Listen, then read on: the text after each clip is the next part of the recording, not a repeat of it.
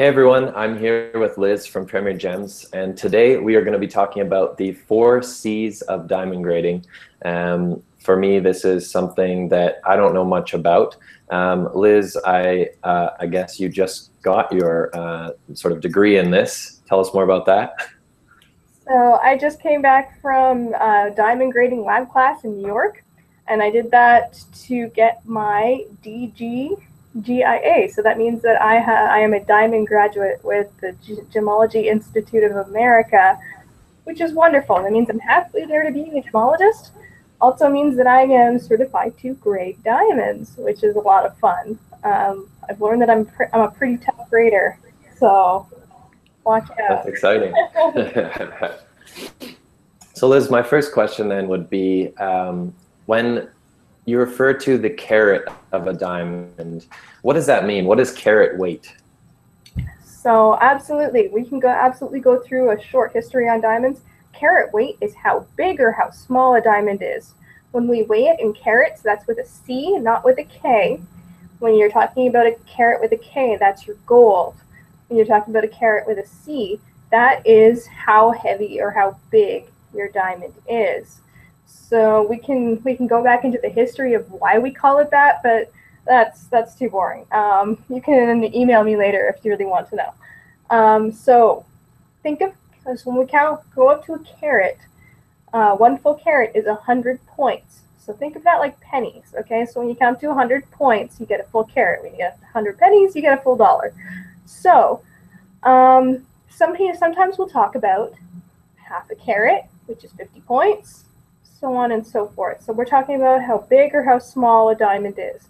When you're talking about a carat, one full carat in a diamond, not a sapphire, not a tourmaline, those are different specific gravities. When you're talking about 1 carat in a diamond, you're talking about the end of a pencil. That's about how big it is. So, and that's in a round brilliant.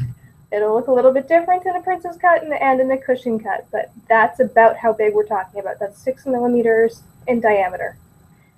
And there's a short history on carats. 1 carat in a sapphire is going to look different because it's not as heavy as a diamond, and that's all science. So hopefully that helps. Yeah, and Liz, when it comes to the color, I think we talked about this a little bit in our last Watch Us Wednesday, but how is color quality determined? So our color, hold on a second.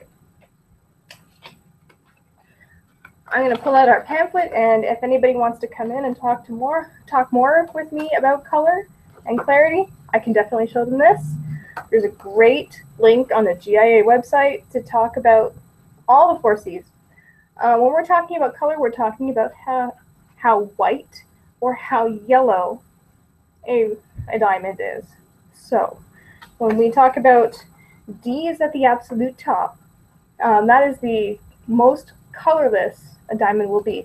We do it on a D to Z scale, and that's because a lot of grades before GIA started doing this were A, AAA, quadruple A, and it was getting kind of ridiculous. So they took away all of the different gradings that everybody else was trying to make up and make themselves sound way more important than they were back in the 70s.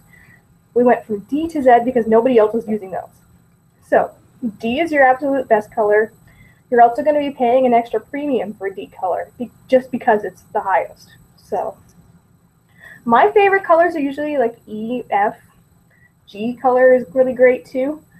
When we get into G color, you're in the near colorless range. It's a great price point, and it's also not very yellow. When you get down to Z, you don't want to go any lower than J to Z. When you get from the K to Z, it gets really yellow, and it's not very desirable. That's a pretty common opinion, and it's also my own. When you go past the Z, then you're getting into fancy yellow, and then it gets beautiful again. I don't know why, don't know how, it's just kind of how nature works. So from D to Z, that is how white or how yellow you can go before you go to very beautiful yellow. Interesting. And how does that now relate then to diamond clarity? So color and clarity are two different animals. So when we're talking about color, it's the first thing you see. So this one on the back here of this pamphlet, that's a fancy yellow. That's your color. When we're talking about clarity, without showing you guys in person, I can't really describe clarity except for how we grade it. So when we have diamonds that are forming in the natural situations deep down in the rock, sometimes you get impurities or other elements or crystals or air, anything that's trapped inside. We consider that a clarity characteristic. We used to call them, back in the 70s, they called them imperfections.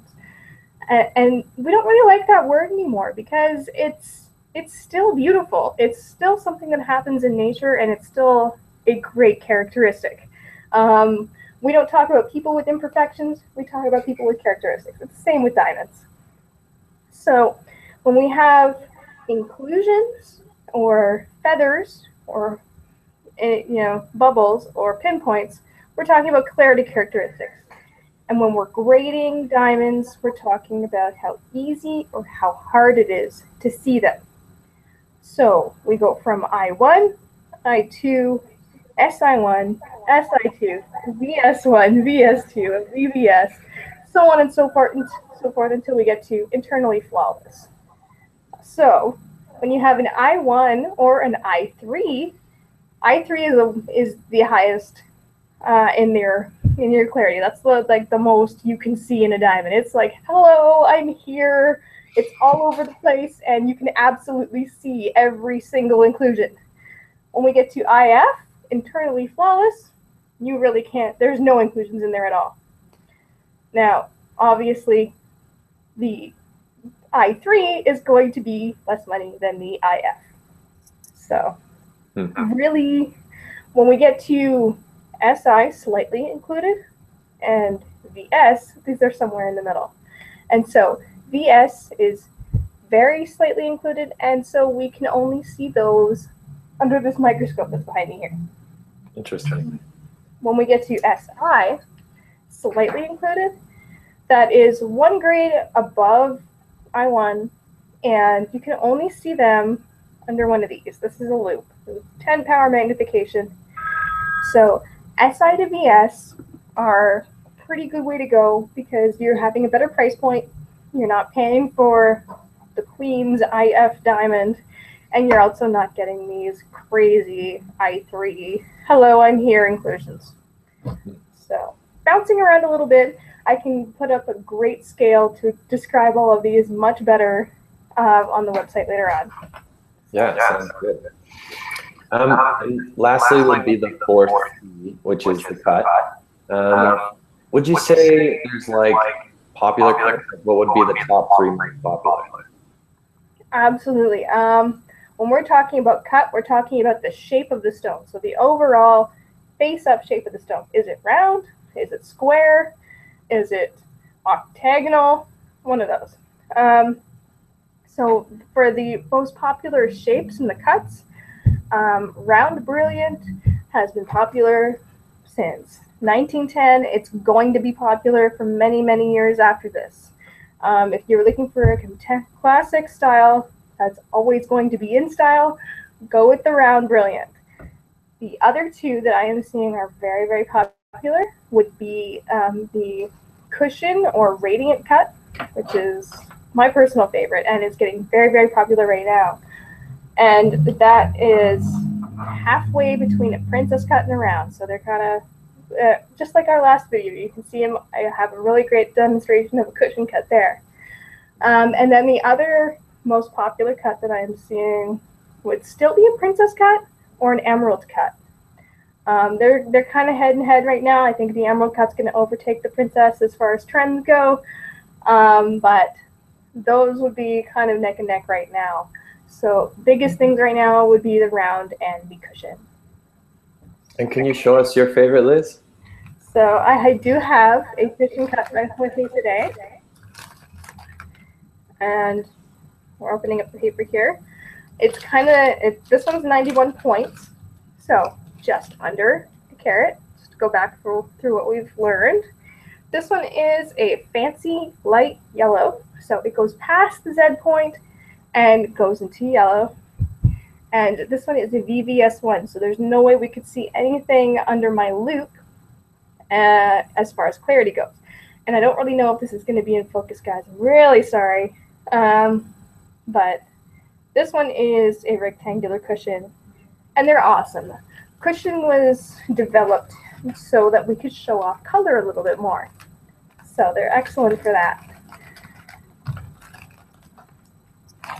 Interesting.